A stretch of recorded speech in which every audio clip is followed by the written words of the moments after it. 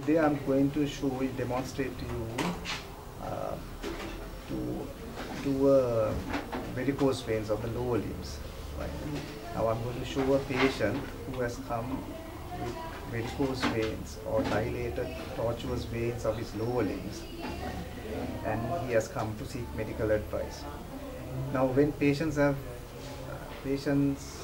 got varicose veins or dilated tortuous veins in their lower limbs, there are, as we know with our theory knowledge, that these varicose veins can cause pain, and if you have it for a long time, they can develop venous hypertensive changes in the lower limbs, resulting in skin pigmentation, skin thickening, and sometimes even ulcerations.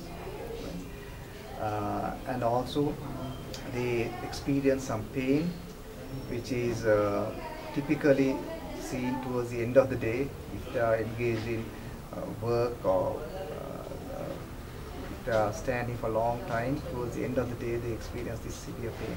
So this is kind of typical pain that you experience with lower limb varicose veins. On the other hand, patients may be worried, or especially ladies are worried about their cosmesis. So one other main issue with dilated tortuous veins in the lower limbs, and especially for females, it's the cosmesis. Right? Because of these reasons, we have to offer them some sort of treatment. Now, when we get patients with varicose veins, tortuous dilated veins, they will come to you seeking help. Maybe they may be symptomatic, like as I described to you earlier, with ulcerations or skin changes or pain, or they may just come to you saying that it is ugly, especially a female. Or else, the other reason they will come is they are not sure what this is, and then they are worried about it, right? And these that is also a way how they present. Or sometimes they might experience very bad bleeding episode if you damage one of these veins by accidentally, and then this results in unbelievable bleeding, where they get really scared of this bleeding. So these are the reasons why they come to you. So now this patient whom I'm going to examine is a mason by profession, so he gets involved with heavy manual work. Now he has noticed that he has got tortuous dilated veins of his both lower limbs, mainly affecting the right side, and according to him, towards the end of the day he experienced some pain, and this has actually affecting his day-to-day activities, and he's trying to limit himself with his work. So now if you really look at this patient, he's a male patient, a mason, with symptomatic lower limb varicose veins, mainly affecting right side.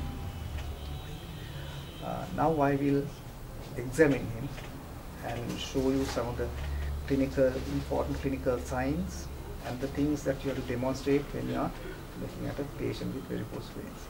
Now, number one, that I will not show his face, right, for confidential reasons, but I will try to show his lower limbs just to explain it to you. So number one, when you get a patient with varicose veins, the first thing that we have to say, you go and ask the patient history.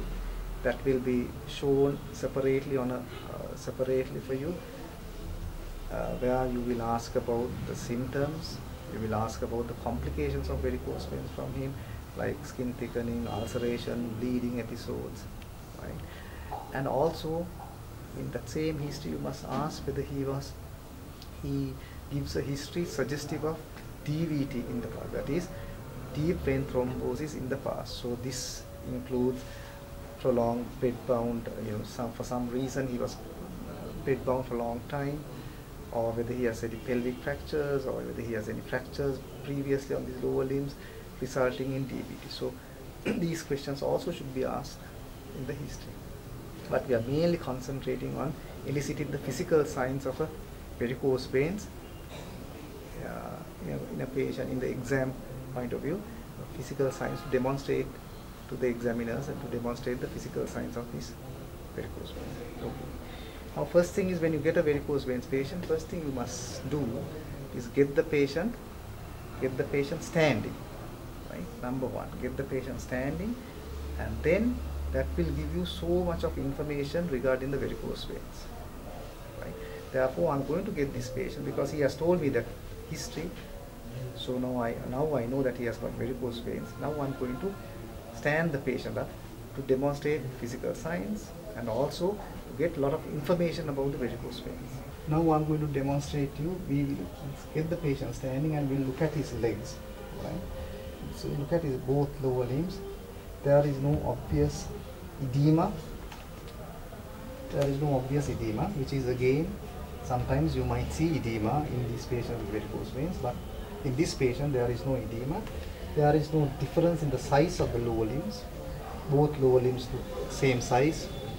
There are no ulcerations, especially in the medial aspect of the wound. No ulcerations. Right? No skin thickening, and I would say there is no skin pigmentation as well.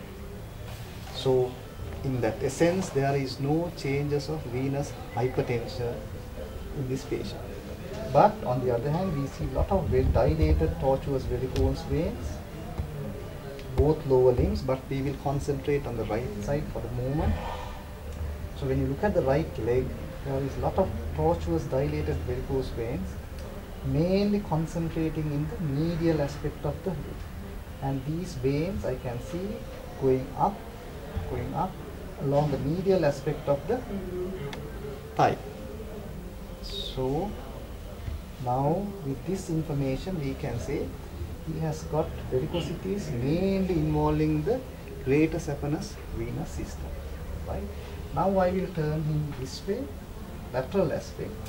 Lateral aspect, you see one or two occasional ones, but there is no major involvement in the lateral aspect. Right? And all these veins are on the medial aspect, right? And there are few veins you can see in the lateral aspect, but now I am going to demonstrate to you the tap sign. Now there is a vein in the lateral aspect. Now I don't know whether this vein is communicating with the medial greater saphenous vein or it's part of the lesser saphenous system. So what I will do is a thing called tap test, where I will hold the greater saphenous vein branch somewhere here in the medial aspect, and I will tap on this vein. Then I can feel the tap on my right middle finger. So I'm keeping my finger here and then I'm tapping it. So this, if these veins are not communicating with each other, then this tap sign will be negative. But for me, when I do this tap test, I can feel the thrill in my fingers. So demonstrating that these, even though it is in the lateral aspect, actually it is part of it is communicating with the greater saphenous vein. So there is no involvement of the lesser saphenous system. So that is the advantage of having the tap test. And I do the same thing here. I will keep my hand on the medial aspect and I tap on the lower bottom in. Then I can feel the thrill there. And I can do the same thing here, tap here, and then I can feel the. So I'm quite sure there are minimal changes of minimal venous hypertensive changes seen in the leg, because there is no edema, there is no skin thickening, there is no ulcerations, right, and there is no pigmentation, right. But he has got tortuous varicose veins involving the greater saphenous system, lesser saphenous system. The lateral aspect, there are minimal dilated veins, and you get one or two veins in the lateral aspect which are communicating with the greater saphenous vein. So I demonstrated the tap test so that you can identify that these veins which are in the lateral aspect are actually communicating with the greater saphenous system.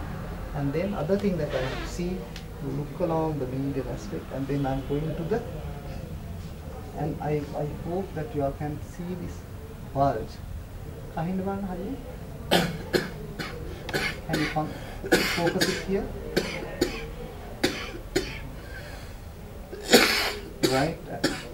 So when he is coughing, I can feel the thrill in my hand, meaning that there is saphenofemoral incompetence, and you can see this bulge, which is called saphena varix.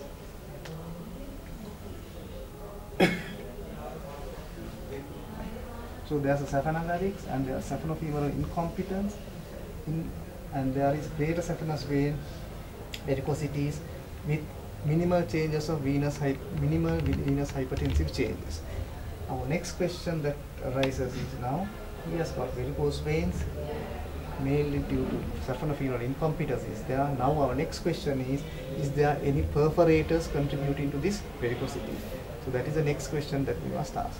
So to do that, I am going to demonstrate to you the Trendelenburg test. Now I am going to do the Trendelenburg test. So what I do is I will lift the leg up, squeeze all the blood out,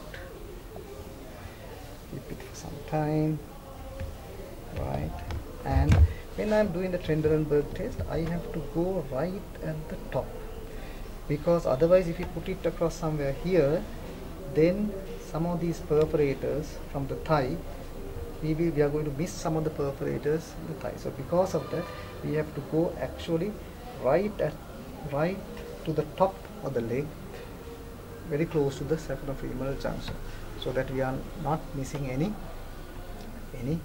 thigh perforators. But of course, if you are stripping the upper part of the if you are doing the stripping of the greater saphenous vein up to the knee joint, then of course this problem will not arise. But some people will not strip it; they will just do a high ligation. In those situations, if you can miss some of the perforators. So because of this reason, it is better that we go higher as much as possible. And now I'm going to place the tourniquet. Right, I'm going to do this. Right, now I have applied the tourniquet at the top. Now I'm going to get the patient standing quickly. Now you can demonstrate, now you can see that there is no veins dilated. When I remove it, you can see the veins are getting distended slowly, filling up. So this my Trendelenburg test or tourniquet test demonstrated that there are no major perforate incompetence. The main contributing factor for this varicose veins is the saphenofemoral incompetence. Right. So having gone through this patient who has come with varicose veins, we can summarize the patient. Now, if you summarize him, he is a 42-year-old male patient who is a mason, heavy manual worker, coming with tortuous dilated veins, and with that, he is complaining that he has got pain towards the end of the day and after work. So this seems to be varicose veins with symptoms. And when you examine this patient, we saw that the main varicosities are in the medial aspect of the leg or lower limb, meaning that he has got greater saphenous vein involvement. And then there is no evidence of lesser saphenous system involvement. And in addition to that, he has got no changes of venous hypertension, such as the swelling of the leg or any pigmentation, thickening of the skin, or any ulceration. So these will tell you that even though he is having varicose veins, but he has not got major venous hypertensive changes. So the greater now he has got varicose veins or varicosities in his greater saphenous system, which now we have to find out the reason. There can be two reasons. One is whether he has got saphenofemoral incompetence. So when we did the Trendelenburg test, we demonstrated that he has got saphenofemoral incompetence. In addition to the Trendelenburg test, we saw that he has got a saphenovarix, and also we were able to demonstrate the thrill over the saphenofemoral junction when this patient is coughing. And you were, if you are careful, you would have noted that there is a cough impulse. While he is coughing, you can see the saphenofemoral junction bulges out. So that's what we call actually a saphenovarix. So that will also tell us that he has got, clinically, he has got saphenofemoral incompetence. When we did the Trendelenburg test, we didn't see any evidence of perforator incompetence. That is, when we got the patient standing with the tourniquet, we couldn't demonstrate the varicose veins. And as soon as we release the tourniquet, we managed to demonstrate the varicose veins are filling up again. So that it's a clear indication that clinically we are quite sure that he has got saphenofemoral incompetence and no clinical evidence of perforator incompetence. So this is the other circumstantial evidence also suggests that he has got only one system error, that is the greater saphenofemoral incompetence. Because with your theory knowledge you will know a patient developing complications such as lipodermatosclerosis or edema or ulcerations or pigmentation, these are the patients who are having venous hypertensive changes. So these changes are usually seen in patients who have got dual pathology.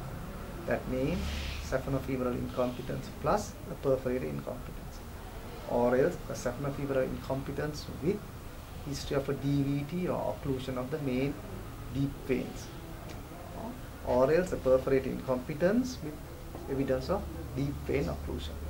So at least two of these things should be there for a patient to develop venous hypertensive changes resulting in ulcerations and lipodermatosclerosis and all that. But in our patient, the patient which we did not show any of these things, and our clinical examination also showed that he has got only one problem for his varicose vein, that is the saphenofemoral incompetence. He has not got any evidence of perforator incompetence or any evidence of deep vein thrombosis, that is in the history as well as in the examination.